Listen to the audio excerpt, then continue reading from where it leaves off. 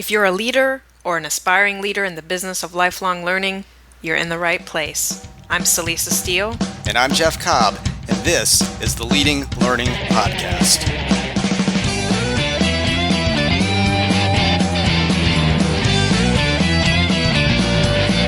Hello, and welcome to another episode of the Leading Learning Podcast.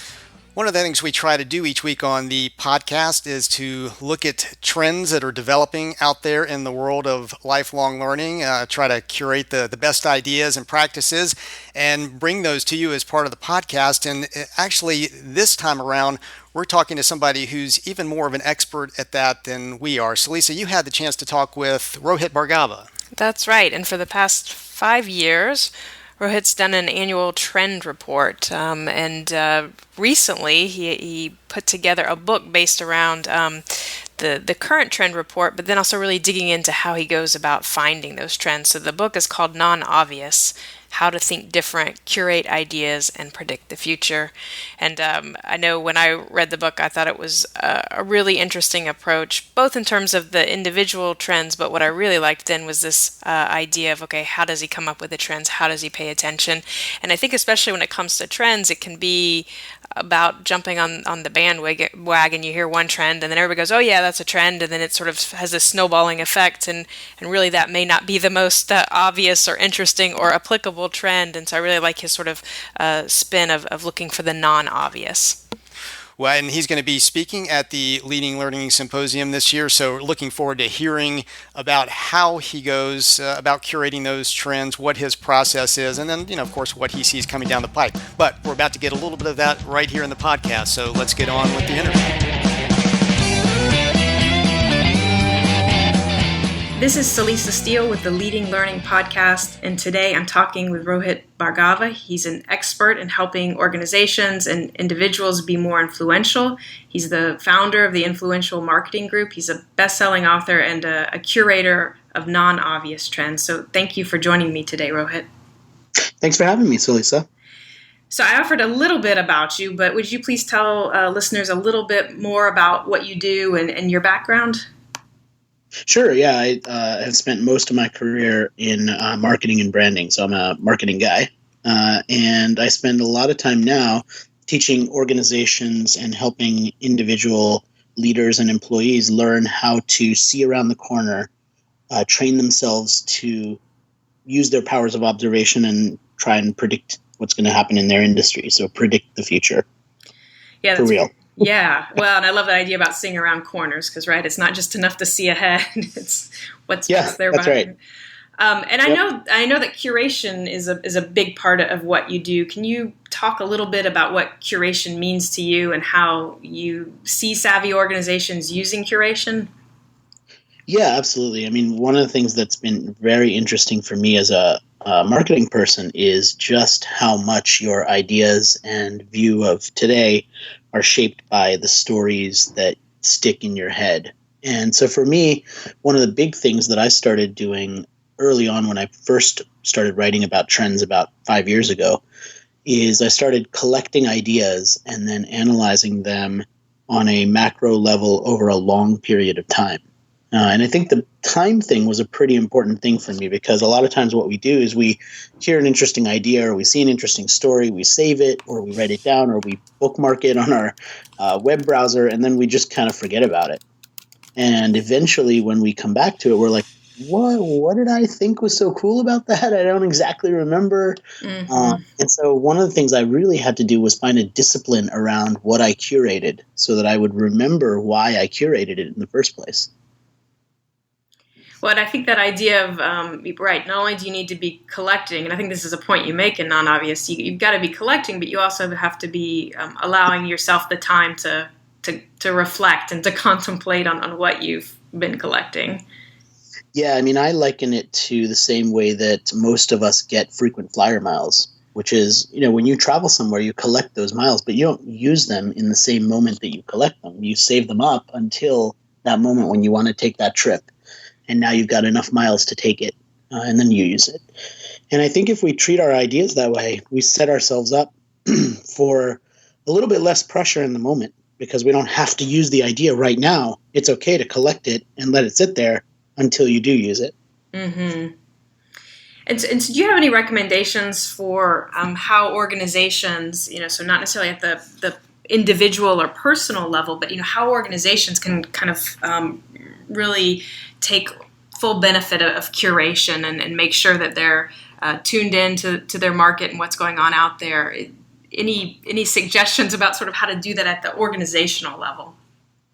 Yeah, I mean, I think that the first thing I'd say, and maybe maybe this isn't the right way to answer the question, but I think that the wrong way to do that is to rely on some sort of magical software tool to solve that problem for you. And I think a lot of times what we do is we implement some sort of internal sharing tool. And we say, oh, now that we have this tool, all of a sudden we're all going to start sharing stuff, and collaboration is going to be improved, and we're going to be able to improve everything about what we do. And I think that software doesn't necessarily lead to behavior change. And in some cases, it is sort of going against what the established behaviors are, because now you're asking people to communicate or save things in a different way. And so what I think the right way to do it is to make people aware of what others do outside of their job. And, ultimately to me, that principle comes down to empathy, because empathy is essentially putting yourself into someone else's situation and gaining understanding because of that. And I think if we help our organizations do a better job of having one person in one role empathize with people in other roles, a lot of other issues that we tend to have at work tend to solve themselves. Right. Well, and empathy being a natural way to break down those silos that I know can happen in so many organizations where you don't even have visibility into what's going on in another area, much less empathy with what another person in a different role might be experiencing. Yeah, I think that what ends up happening is we tend to think that what we are doing and what we're working on is more important than what somebody else is working on. And that's just natural human behavior. But we have to challenge ourselves to get outside of that. And I think the way that relates to curation is the more you think about the ideas that you find or the thoughts that you have as adding to a central store of information, the more you're able to contribute to something other than just what you're focusing on. Right. And I know you don't specifically focus on, learning or education, but obviously you're out there looking at trends very broadly in society. So I'm just curious if there's anything happening with learning or education now that you're finding particularly exciting. Yeah, I mean, I'm not sure that I would agree with that, though. Like, I do actually spend a lot of my time with learning and education. Because in addition to coming up with the trends, a big part of what I've started doing now is helping organizations and individuals learn to see trends for themselves. Right. And I think that, what it comes down to, I mean, you said, like, what's the piece that makes this work? What's the piece that kind of is the magic, if there is magic? And I'm a big student of this, because I teach a class at Georgetown University all around public speaking. And, to me, when you teach a topic like that, you have to adapt your teaching methods, because not everyone is going to learn something like public speaking the same way. And not everyone's going to deliver a talk the same way. And so you have to find the individual's comfort zones and encourage them to find those for themselves. And to me, that's what education has come down to for a lot of this. It's, helping people find the right process or comfort zone for them to be able to take what I'm telling them is effective, i.e., curation or seeing around the corner or paying attention to things that they typically don't pay attention to, and helping them to find the right way to do that for themselves. Right. Well, great. No, and you're right. Absolutely. So much of, I guess I was momentarily sort of thinking about your marketing background, but right. Absolutely. Of course, you're engaged in learning, both, in terms of your role at Georgetown and teaching. And then, I think arguably everything is about learning. And clearly when you're looking for those trends, that's, to me, an educational activity you're engaging in. And for me, it's interesting because continuing education and professional development have been such a key role that associations play in our society and in our economy. But we've seen a lot change there in recent years that's kind of made their leadership role in that area a little less certain. Members have a lot more choices now. Technology has lowered a lot of barriers to entry so that more competitors have come in and opened up a range of options.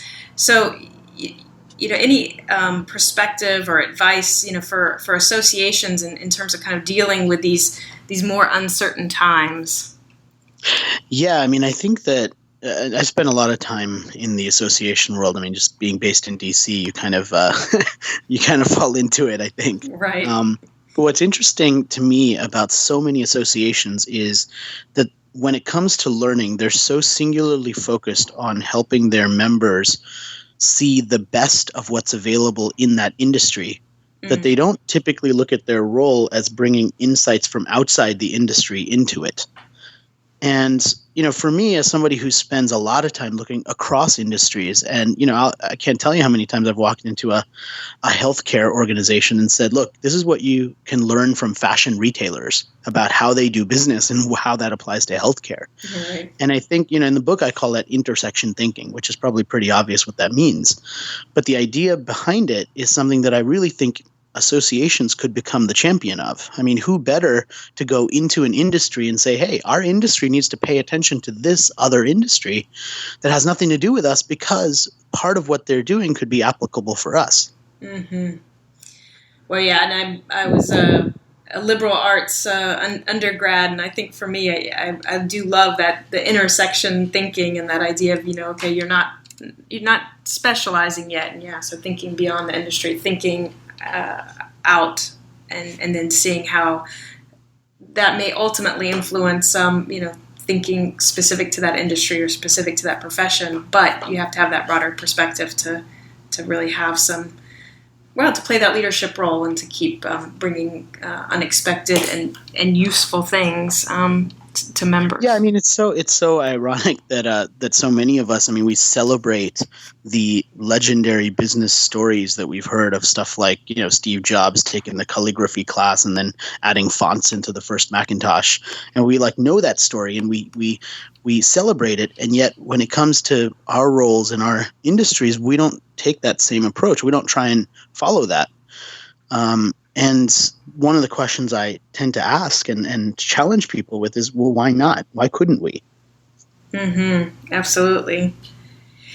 And, when we're thinking about kind of looking out there and seeing some of these trends, I know that one thing you wrote in Non-Obvious is that you talk about the fact that a trend has proof in three critical areas: in idea and impact and acceleration. And I was wondering if you could just talk a little bit about that, because I really like that idea of those kind of three pieces there. Yeah, I mean, my definition of a trend is that it's an observation about the accelerating present. And, the reason why I define a trend that way is because I believe the basis of every trend that matters is already happening right now. And so, unlike a lot of trend forecasters or futurists who look at all sorts of interesting technological stuff and say, well, by 2050, we'll be controlling our toasters in our homes with our brains, and that might be true, but there's very little evidence of that today. And it's basically kind of guesswork. Whereas what I do is I look at trends on an annual basis. And every January, I publish a new edition of my trend report. And it features 15 specific trends that are changing business in the coming year. And so my horizon is very short term, because I think that for businesses, even long-term decisions are made in the short term. And so what I spend my time on is reading the signs that are already happening. And then, like you said, looking at the idea, looking at whether it's having an impact, and then really focusing on the acceleration, because that's where it becomes a trend, right? When more and more people start paying attention to it and they start changing their behavior, they start changing how they buy, sell, or believe something based on that observation. And so really what I'm doing is I'm becoming a an early noticer, if you will. I mean, I think that's what good work when it comes to trends is. You notice things before other people notice them. Mm-hmm. And then you interpret them and say, well, if this is really going to play out the way I think it's going to play out, then that means I need to change something about my business. Right. Great. And we've talked about curation. We've talked about how that's something that you do, how you collect these things and then carve out time to look back at them. So I know curation is going to be at least part of your answer, but would you talk a bit more about your approach to your own lifelong learning? You know, how do you keep learning and growing your knowledge and your skills and your perspective? Yeah, I mean, I think I'm a little bit lucky, not to, give too much credit to my circumstance, but the fact that I happen to be in a consulting kind of world where I have the chance to work in many different industries. I have clients in lots of different categories. The nature of my work forces me to be across multiple industries. And I know that some people don't have that luxury. I mean, if you spend all day working in the financial services industry, then that's your industry. But to your other part of the question, which is what habits have I developed in order to learn? I mean, I take advantage of the opportunities that I have to learn something different or probably useless.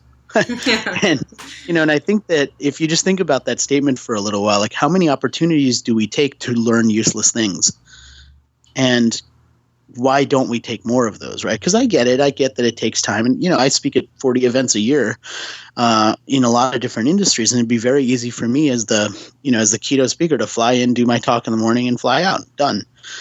But a lot of times I stay and I have unexpected conversations about, why paint containers are round as opposed to square, or, farming methods in agriculture, or, I was at another event that was all about content and inbound marketing and what works and how to optimize certain things in various categories for conversion rates. And I mean, it's just like all sorts of different categories of stuff. And some of it is more interesting than other things. I'm not going to lie and say I'm fascinated by everything I've ever heard, right? I mean, the paint bucket thing, not that interesting. But you never know where you'll find a nugget of an idea. And I think that the more you can learn about what excites people, the more as a speaker, I have the chance to go in front of many different audiences and really read the audience, right? Because really the skill I'm building as a speaker, it's easy to think, okay, well, if you're a professionally speaking, then you just have to be entertaining on stage. Mm-hmm. But the other side of that is you have to be able to read an audience and what they care about and the sort of tone of who they are. And the only way to do that is to get better at conversing with people you don't know. And so, I spend a lot of time trying to do that because I think it makes me better. So there's a selfish motivation behind it, but that's the way I try and approach the situations I get. Well, and so you've just started talking about this, but you're going to be the keynoter at the Leading Learning Symposium. And so, maybe talk a little bit more about any recommendations you have for those coming to the symposium. What would help them get the most out of hearing you? How do the best audiences interact with you when you're speaking? I love the sort of audience that will not hyper-focus themselves on capturing everything, but rather pull out the few things that will actually impact what they do tomorrow. And so I think that we don't do a great job of teaching people how to listen, specifically listen in a conference type of setting to a speaker. And so a lot of times what we're used to is going through school where the way we learned to take notes was to write down everything. And so if you look at some of your notes from high school, like it's probably just pages and pages of basically what the book already said, right? Which is totally useless, and you never look at that. So I think, one of the things that I would tell any audience is, give your attention to what's going on in the stories that are being told. And then instead of writing down what I say or writing down what I put on screen as words, write down what it made you think of. Because that'll be much more useful notes for you than anything I put on my slides. And at the end of the day, you'll have my slides afterwards. So why sit there trying to copy things from there? And my slides don't tend to have many words anyway. So, even if you had the temptation to write down everything, you really wouldn't. I mean, they're just pictures, so I sort of force you to do that, right? But my point would be like write down those big ideas, those big things that are going to change what you do, and I think you'll get a lot more out of listening to any speaker. This is not just about me. This is just in general. No, I think that's excellent advice. You're right. I mean, there is no test. This isn't high school. It's not. You're not going to be quizzed on your 7 points. It's about which one of those, or 2 of those, or 3 of those points actually resonate with you as the listener, and what are you going to be able to apply. That's great. Yep. And so to wrap up, I just wanted to ask, what are the best places for people to find out more about you or to connect with you? The best place is probably my website. Everything's linked from there. It's just my full name, so rohitbhargava.com. That's the ideal place, I think, to get anything about me. And then also there's some free excerpts and things for the book available at the book website, which is non-obviousbook.com, all one word. Well, great. Well, thank you very much for your time and for your insight, Rohit. Thank you. So that's a wrap for our interview with Rohit Bhargava. To get show notes for this episode, just go to leadinglearning.com/episode 9. And while you're there, you will see there are various options for subscribing to the podcast. If that's not something you've done yet and you're getting value out of the podcast, we'd really be grateful if you would subscribe. And it would also be great if you would take a minute to give us a rating on iTunes. To do that, you can go to leadinglearning.com/iTunes. We really do appreciate it. We pay attention to the reviews, and more importantly, it actually helps other listeners who might benefit and find value in this podcast be sure to find it. And finally, consider telling others about the podcast. If you haven't spread the word yet, you can use Twitter to do that. Simply go to leadinglearning.com/share, and that will automatically pop up a tweet that's got some language in it that you can use or modify as you see fit, and then just tweet that right out. Or you can take that same language and put it into Facebook, LinkedIn, whatever your social media network of choice is. But we'd really be grateful if you would, in fact, share the podcast. Thanks again, and we'll see you next time on the Leading Learning Podcast.